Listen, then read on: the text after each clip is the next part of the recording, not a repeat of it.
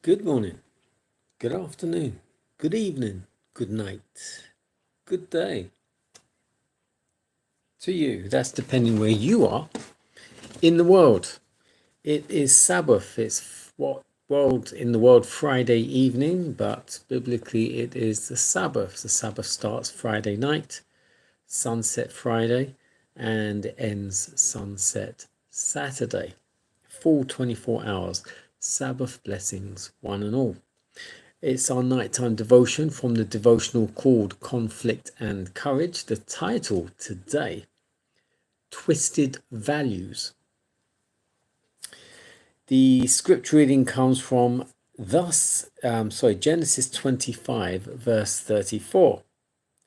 Thus Esau despised his birthright.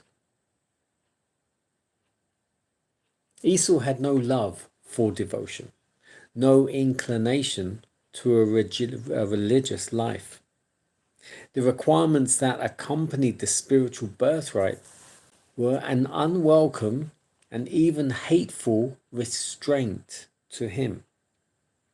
The law of God, which was the condition of the divine covenant with Abraham, was regarded by Esau as a yoke of bondage.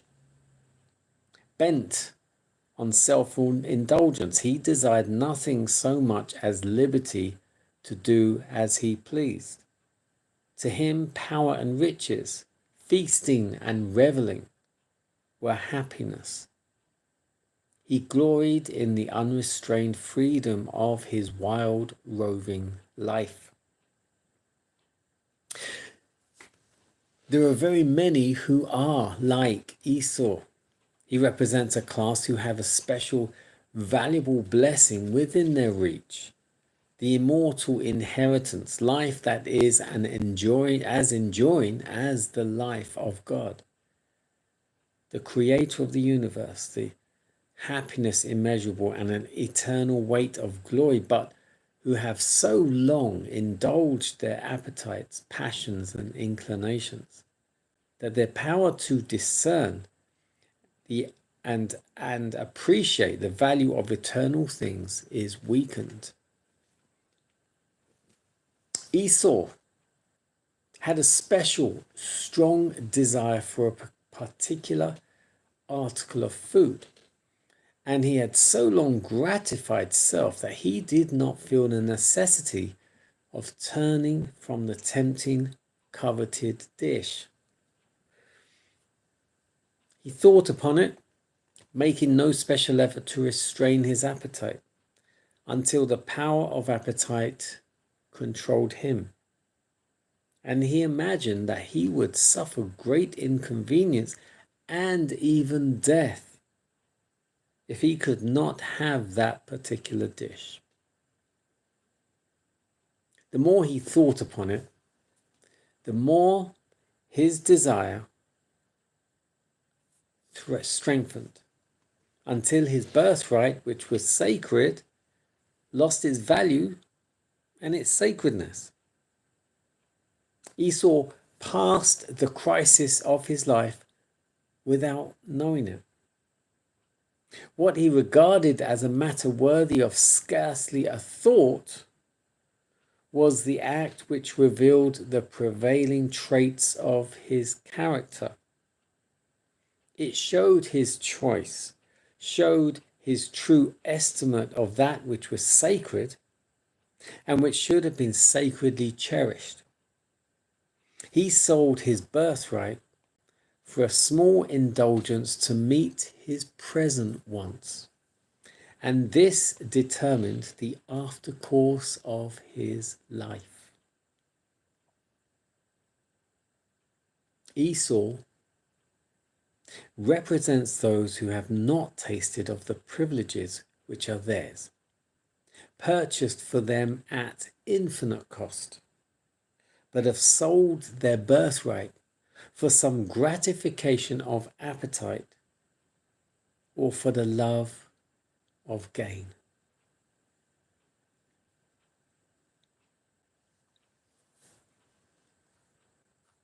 The title was Twisted Values.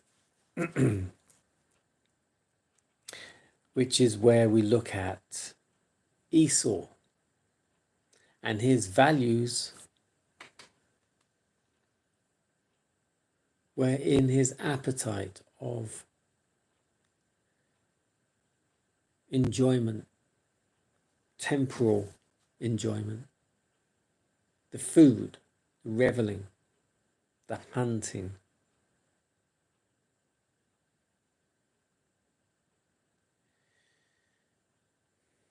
What we have to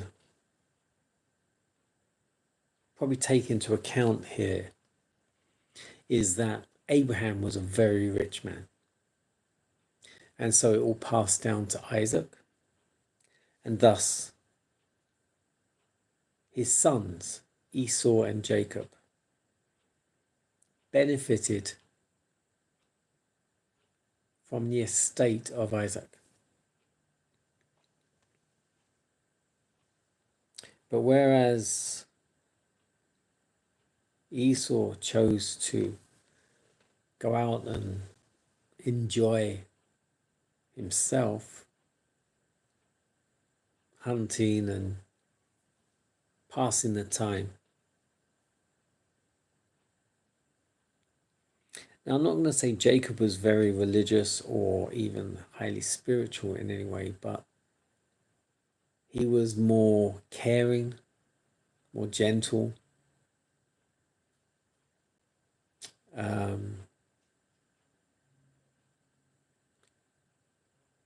I would say probably considerate.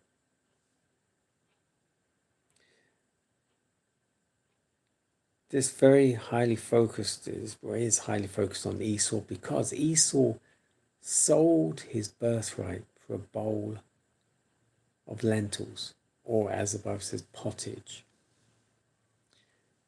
Obviously cooked very nicely, seasoned nicely, flavored nicely.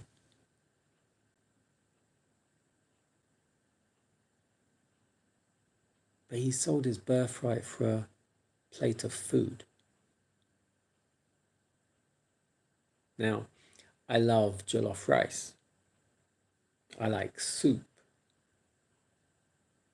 But would I swap it for anything of such great value as a birthright? No. But it makes you wonder, where was his head? What was he thinking when he did this? Or perhaps he didn't really take it seriously when he said it. Or maybe he did. His birthright as the eldest, the firstborn from Isaac. But it wasn't meant to happen, because Jacob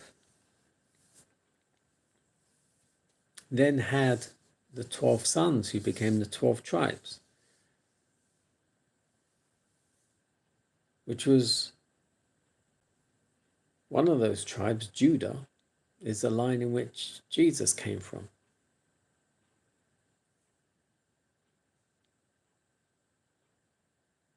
God knew what he was doing. And he knows what he's doing with you. Trust him. Obey him.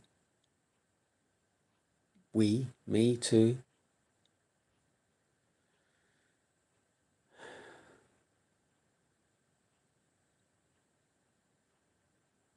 There's no other way than to be happy in Jesus and to trust and obey.